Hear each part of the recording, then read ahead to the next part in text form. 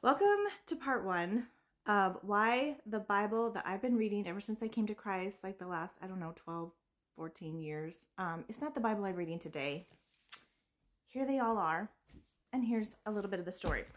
So this is what I started with. When I first came to Christ, it was recommended to me. I just wanted to know what was in the Bible. I just wanted to get to the truth. And it was recommended to me to get the Life Application Study Bible. This is the NIV version. You can tell this is what I've been reading for all the years. It started falling apart.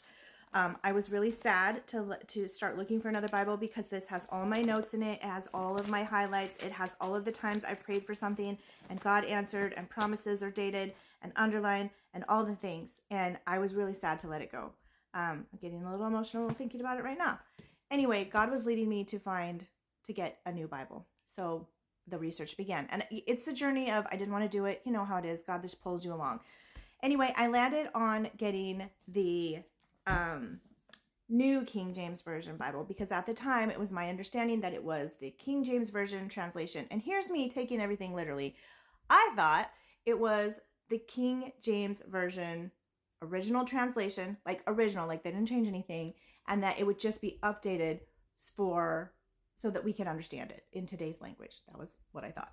So I got this. I'm reading this for like 2 days, and then I come across a documentary type series that shares about how all of the Bible translations, and this was a huge bomb drop for me, so I'm sorry if I'm dropping on you now, but all of the Bible translations have been translated incorrectly. Not necessarily incorrectly, it's a whole series.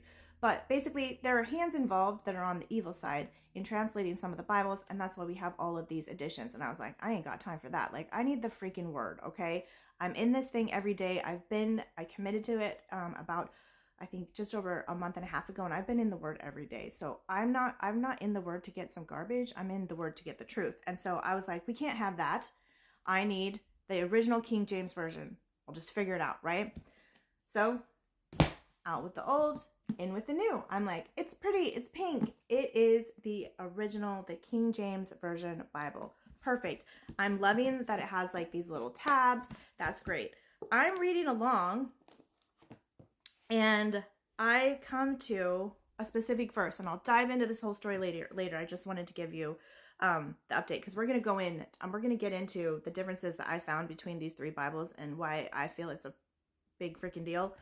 But I came to a verse and a word was changed, and it was a word that was changed that was a big deal. It changed the meaning of the verse. I could go into Pandora's box. We'll get there. Anyway, so it led me down this whole rabbit hole of the translations of the Bible, all the different translations, the different publishing houses that have the true copies of the Bible. And long story short, I spent $200, people, on the 1611 Thessaloniki, I think that's how you say it. Basically, this is an exact copy of the 1611 Bible, which is the first translation where they brought all these scholars together, and I'll go through the whole thing. I'll take you through the whole rabbit hole of all the things.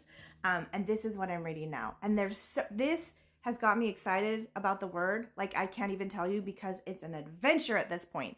Because there's so many things in this, and I'm going to open it up. We're going to go through it. I'm going to show you the different, all the things I found so far, and the things that I am finding as I read in the different translations. So if this is something that interests you, if you want to see how far this rabbit hole goes, then follow, and I'll be back to share the story.